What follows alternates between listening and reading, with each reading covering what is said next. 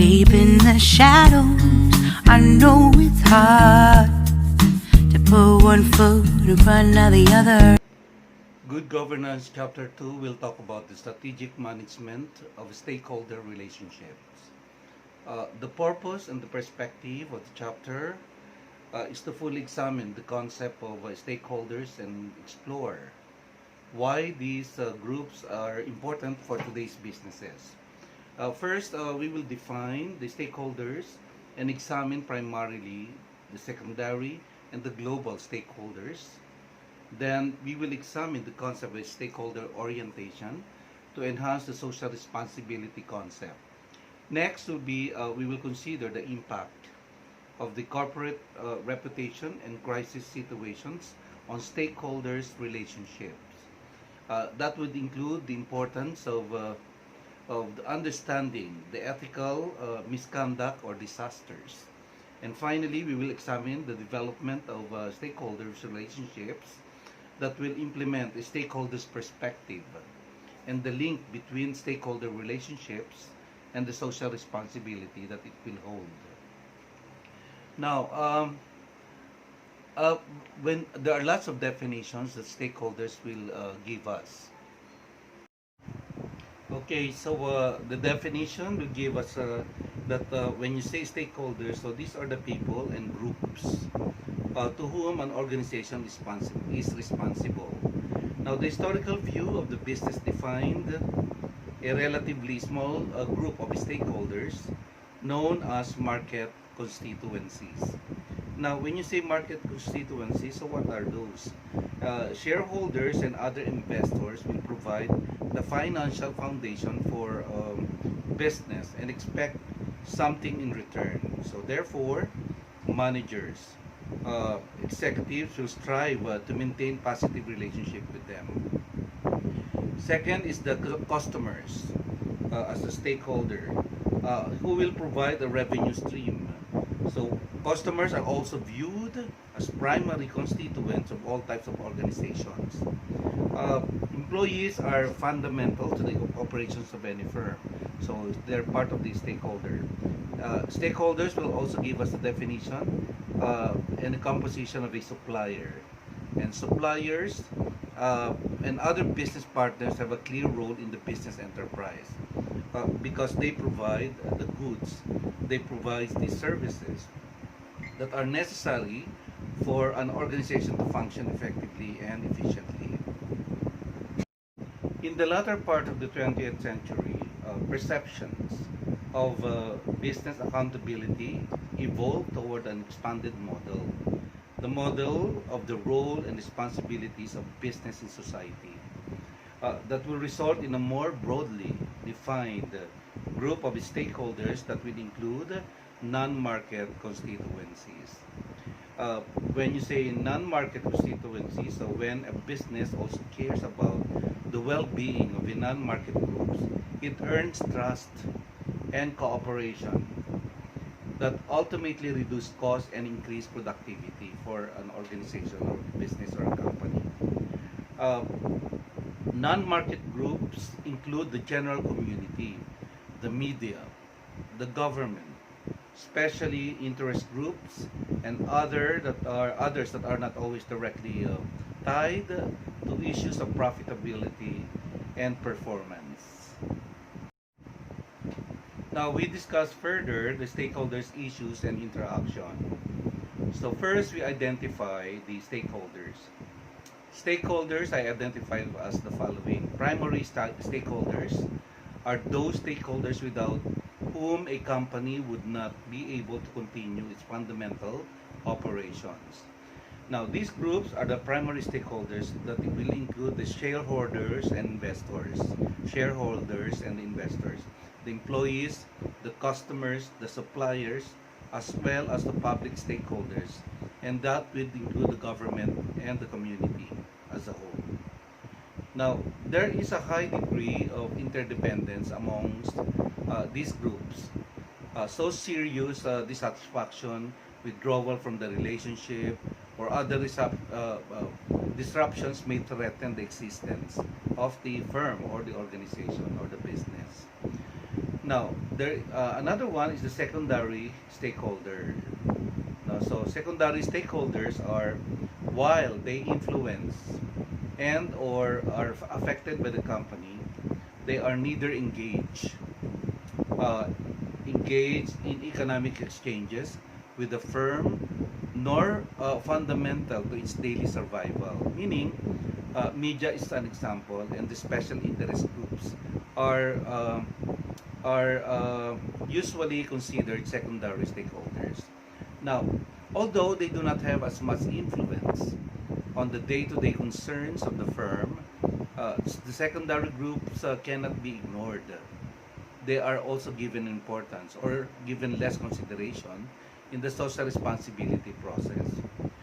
Okay, so there. And then in the stakeholders interaction model, there are two-way relationships between the firm and the host of stakeholders.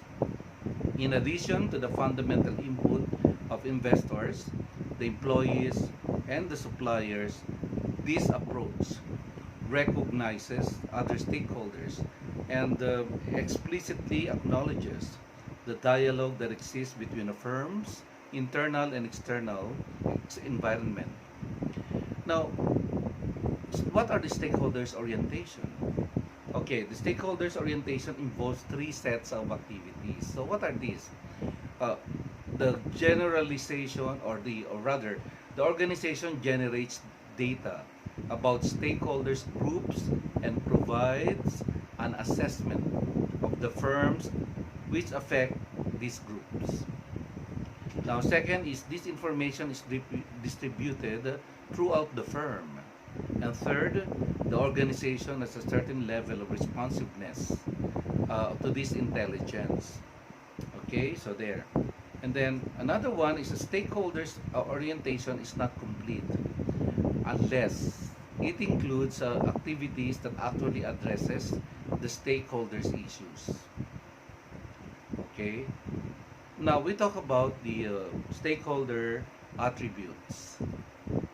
Now, stakeholder attributes will include the power, the legitimacy, and the urgency, which change over time.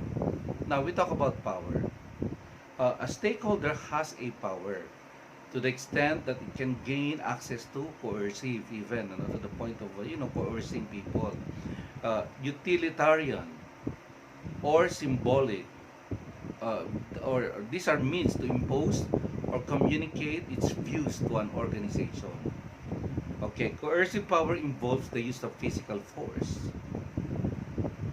violence, or some type of restraint. Utilitarian power involves financial or material control, such as boycotts, or that will affect the company's bottom line. Symbolic power will relies on the use of symbols. Symbols that connotes social acceptance, prestige, or some other attributes. Okay? Now, what are the other attributes? Legitimacy. So, legitimacy is the perception of belief that a stakeholder's actions are proper, desirable, or appropriate within a given context. Now, legitimacy is gained through the stakeholder's ability and willingness to explore the issue from a variety of perspectives and then to communicate in an effective and respectful manner on the desired for change. Urgency. Stakeholders exercises greater pressures on managers and organizations when they stress the urgency of their claims. Time sensitivity usually heightens the stakeholders' efforts and may compress an organization's ability to research and react to a claim. A stakeholder's personal perception of a claim's importance will affect the urgency with in which the stakeholder presents the claim to the firm. The power, legitimacy, and urgency that stakeholders possesses will help a firm and its employees judge the relative importance of various stakeholders' claims. Okay, so that's very clear about it. When performance with stakeholders. Well, what do we mean?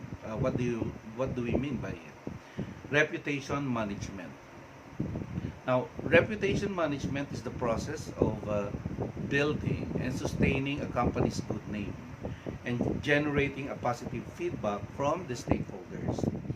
Now, reputation take a long time to build or change, and it is far more important to monitor reputation than many other companies would believe.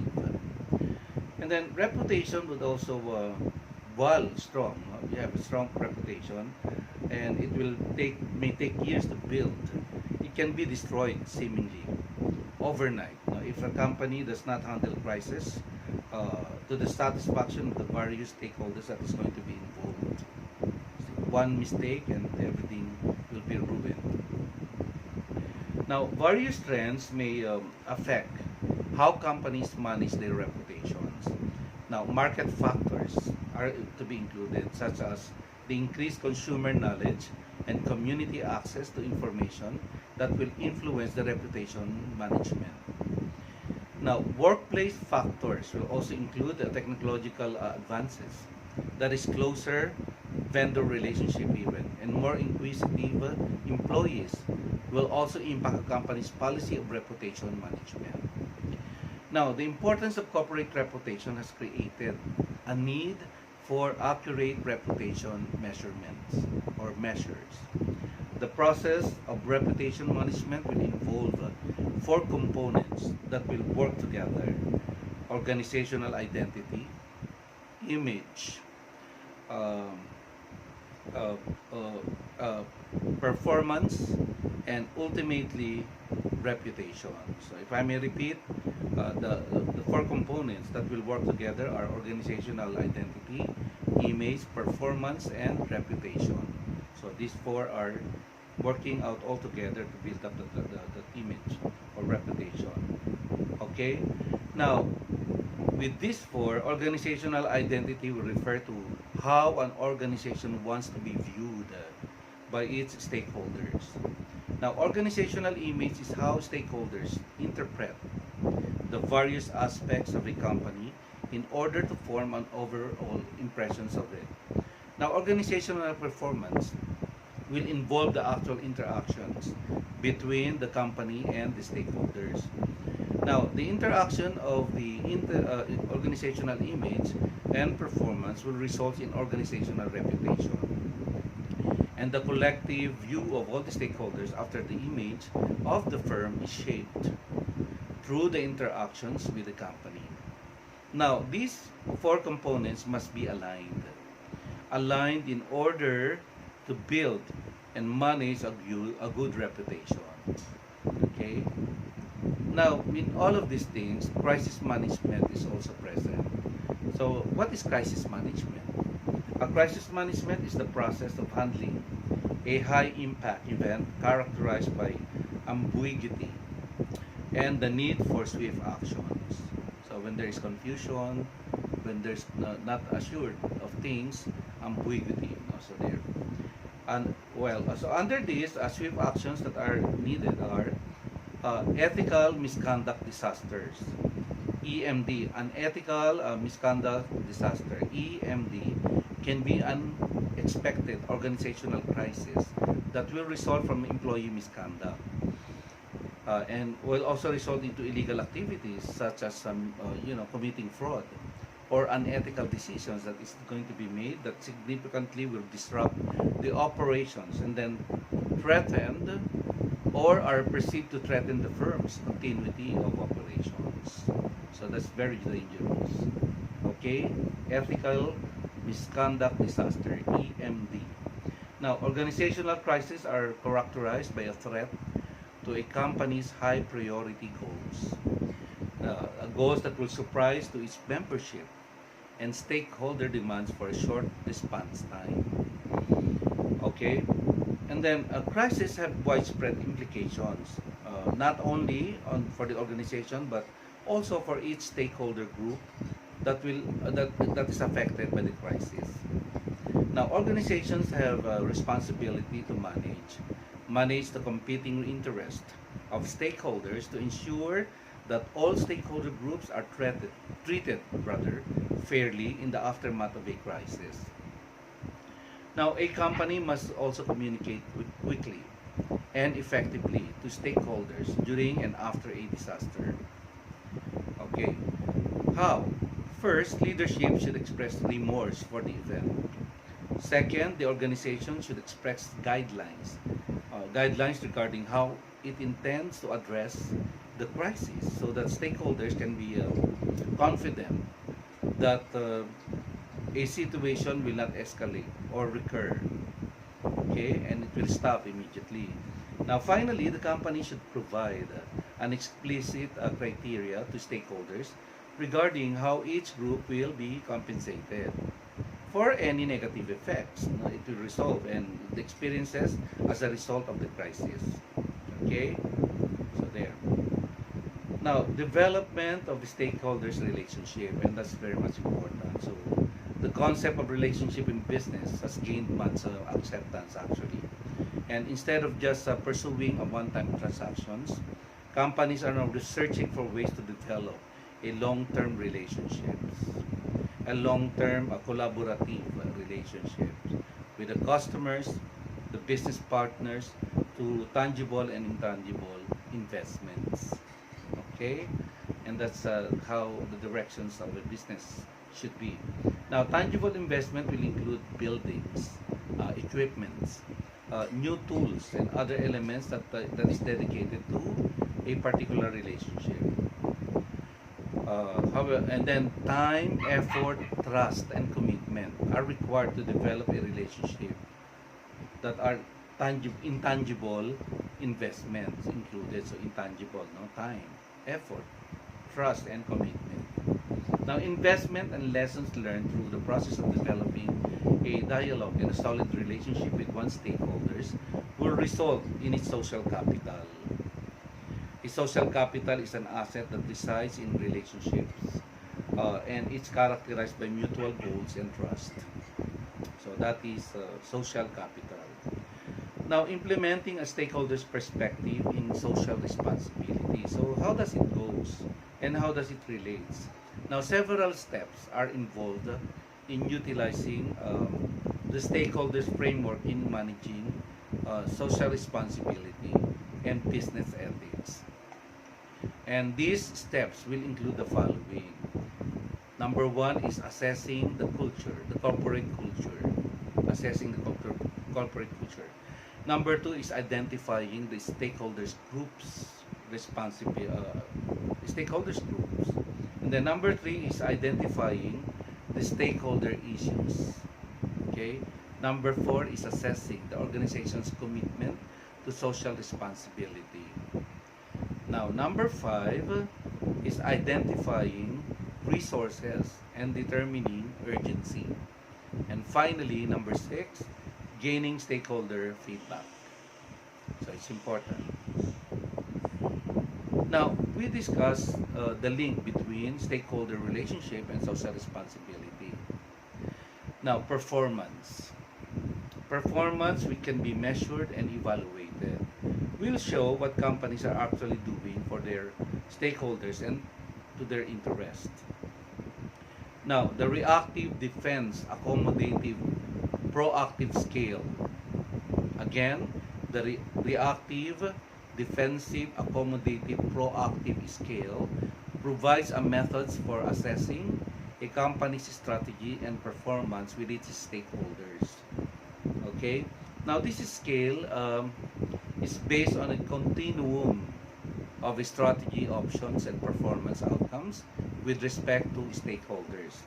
Now, the reactive approach involves denying responsibility and doing less than is required.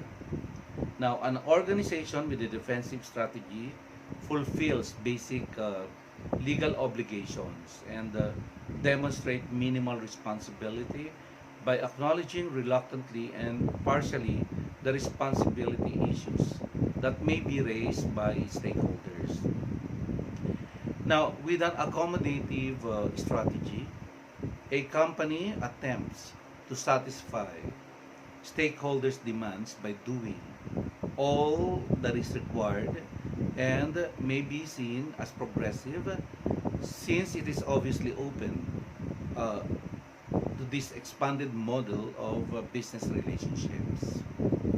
Now, the proactive approach not only accepts but also anticipates. It anticipates stakeholders' interest. Now, in this case, a company sincerely aligns legitimate stakeholder views with its responsibilities and will uh, do more than it's required to meet them. Okay. Now, results from stakeholders' assessments should be included in the social audit, and it's important for you to determine the result of the social audit. Now, which assesses and reports a firm's performance in adopting a strategic focus for fulfilling the economic, for fulfilling the legal, for fulfilling the ethical and the philanthropic social responsibilities that is expected of it by its stakeholders. Okay, so that is important. Okay, so I guess I have provided you with the learnings of chapter 2 that talks about the strategic management of stakeholder relationship. Okay, thank you. Deep in the shadows, I know it's hard to put